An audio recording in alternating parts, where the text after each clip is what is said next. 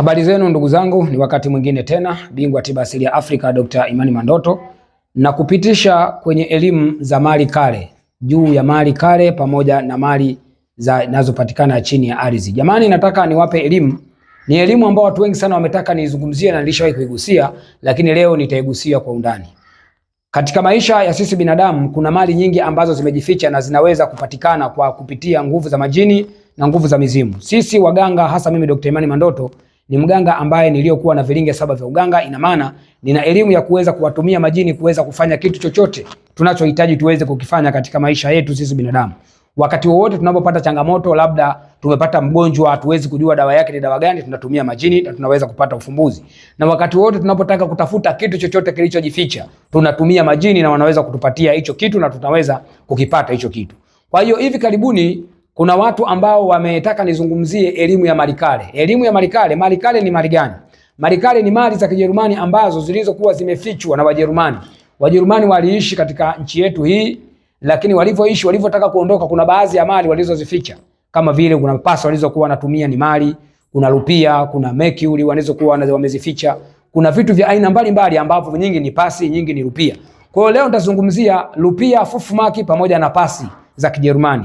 Vitu hivi ni mali, lakini vitu hivi vimefichwa, na sehemu zilizokuwa zimefichwa hivi vitu kumewekewa ulinzi wa majini. Wajerumani walikuwa na majini wao waliokuwa wanawatumia, na majini wao waliokuwa wanawatumia walikuwa wanatumia kafara za watu.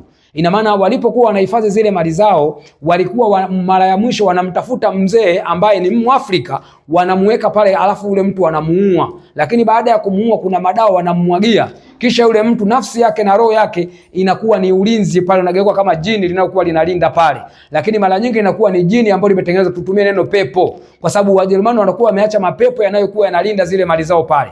Kwa lile pepo mara nyingi mtu atakapoipata ile rupia, lile pepo la lile rupia lilokuwa linailinda huwa linaingia ndani ya mwili wa huyu mtu.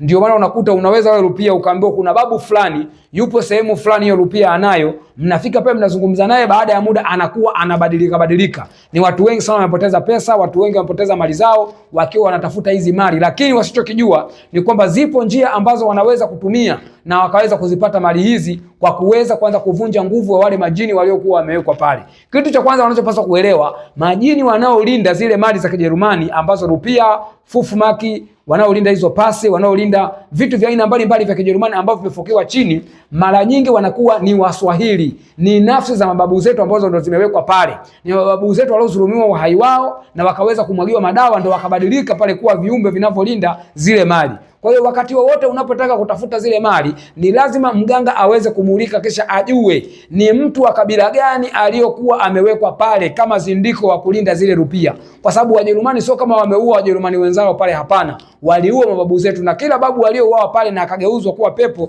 la kulinda zile mali, ina maana kwamba kuna aina ya watu ambao wamewekwa pale. Kwa hiyo ni lazima itafutwe kwamba aliyofukiwa hapa akawekwa kama kingira cha kuweza kulinda imali au kizimba cha kulisindika imali, ni mtu kutoka kabila gani? Ni Mbena, ni Muyao, ni Mtengereko, ni Makonde? Tukisha mulika pale, sisi tuna uwezo wa kujua. Kwa hiyo tutakapokuwa tunajua, kwanza tunafanya tambiko kulingana na kabila la yule mtu pale aliyokuwa amewekwa pale na Wajerumani.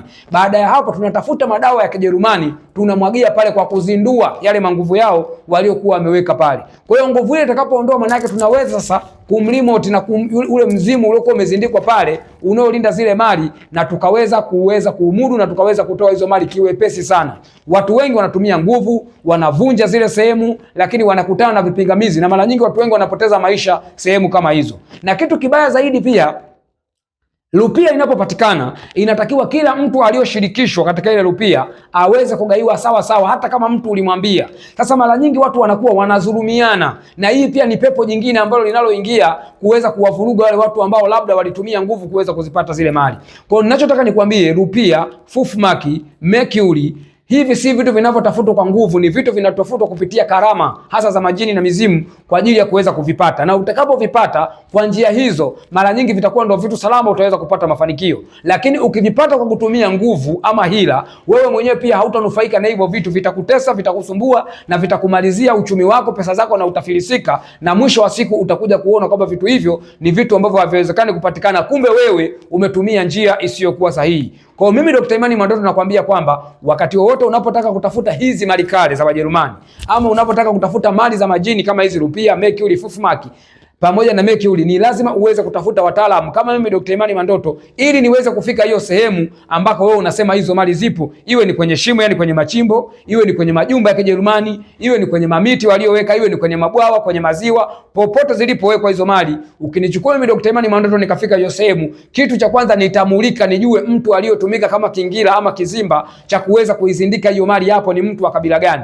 Tukishalijua hilo tumewini, kwa sababu tutatumia tambiko la kabila la huyo mtu kuweza kupata frequency ya kuweza kumtuliza ili aweze kutusikiliza. Kwa sababu zaidi ya hapo, ukitumia nguvu mtapata matatizo makubwa na mtaweza kuvurugana nyinyi kwa nyinyi, na mwisho wa siku mtaingiliwa na hiyo mizimu na mtaweza kupata matatizo makubwa. Mpaka hapo nafikiri umepata elimu ya kutosha. Kwa elimu kama hizi, endelea kusubscribe channel yetu hii, endelea kunipigia simu kwa namba ya simu ya 0655 942428 ili nipate kukusaidia, kukuelekeza. Niambie Dr. Imani Mandoto, kuna chimbo hapa ya madini au kuna chimbo ya rupia ama kuna chimbo ya Fufmark ama tunahitaji hizo mali na tumepata sehemu zinakopatikana. Nitakuja kuwaelekeza vitu vya kufanya ili mpate kuvipata vitu hivyo. Mpaka hapo nimefikia mwisho. Asante kwa kunisikiliza na kunitazama.